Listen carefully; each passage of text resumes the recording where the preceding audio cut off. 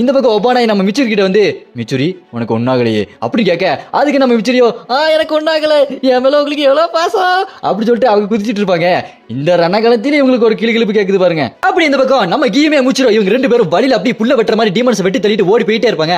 இந்த பக்கம் நம்ம மூச்சிரோ கீமே கிட்ட கேட்பாரு, கீமே நம்மளோட மாஸ்டர் எங்க போனாரு, அவருக்கு என்னாச்சு அப்படின்னு கேட்க அதுக்கு நம்ம கீமே சொல்லுவாரு, அவரு நம்மளை விட்டு போயிட்டாரு, அவர் ஆஃப்டர் லைஃபுக்கு போயிட்டாரு அப்படின்னு சொல்ல அதை கட்டிட்டு மூச்சிரோ செம டென்ஷன் ஆயிட்டு சொல்லுவார் பாருங்க, என்னோட மாஸ்டர் நான் டீமனால் அட்டாக் பண்ணப்பட்டு சாகர நிலைமையில இருக்க போது கூட அவர் என்ன நல்லா பாத்துக்கிட்டாரு, அவர் பிரதர் மட்டும் இல்ல அவர் எனக்கு ஒரு அப்பா மாதிரி, அவர் தான் எனக்கு எல்லாமே, அவரை கொன்ன அந்த மூசான நான் ஏன் கையாலே கொல்லுவேன் அப்படி சொல்லிட்டு அழுதுட்டே சொல்ல அதை கட்டிட்டு இங்க கீமையோ கவலைப்படாத நானும் அதே நிலைமையில தான் இருக்கேன், இங்க எல்லாருமே அப்படியே தான் இருக்கும், மூசான நம்ம எல்லாருமே கொல்லுவோம் அப்படின்னு அவன் சொல்ல அங்க கட் பண்ணி இந்த பக்கம் நம்ம விண்ட் ஹசீரா உட்காந்துட்டு இருப்பாரு. அவர் மனசுல ரொம்ப டென்ஷன் ஆகிட்டு பாருங்க, நான் என்னோட மாஸ்டரை காப்பாற்ற முட்டுட்டேன், நான் அதுல இருந்து தவறிட்டேன் அப்படின்னு அவன் டென்ஷன் உட்காந்துட்டு இருக்கேன். டக்குன்னு பார்த்தா ஒரு டீமனு அட்டாக் வரும், டக்குன்னு உட்கார்ந்த இடத்துல இருந்து அசால்ட்டா அவரோட ஸ்வாட வீசி அந்த டீமனை துண்டு துண்டு ஆக்கிடுவாரு. அப்புறம் பார்த்தா வருஷம் எல்லா டீமனும் கொச கொசம் வந்து நின்று அட்டாக் பண்றதுக்காக வரும் பாருங்க.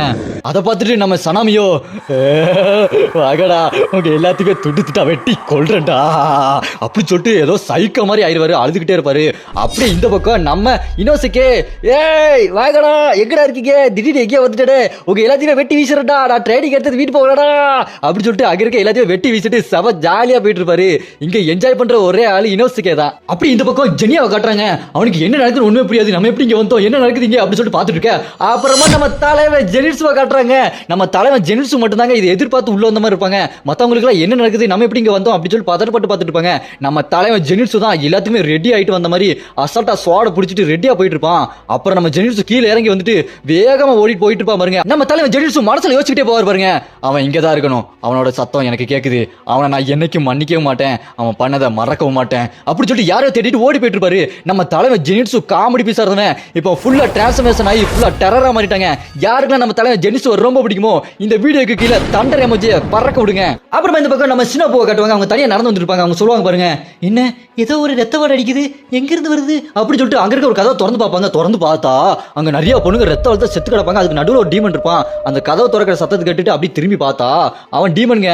அவன் திரும்பி நம்ம சினோவை பார்த்துட்டு சொல்லுவான் பாருங்க, ஓ யாரோ வந்திருக்கிறாங்க, ஓ பொண்ணா சூப்பரு அப்படின்னு சொல்லிட்டு பார்த்துட்டு இருக்க.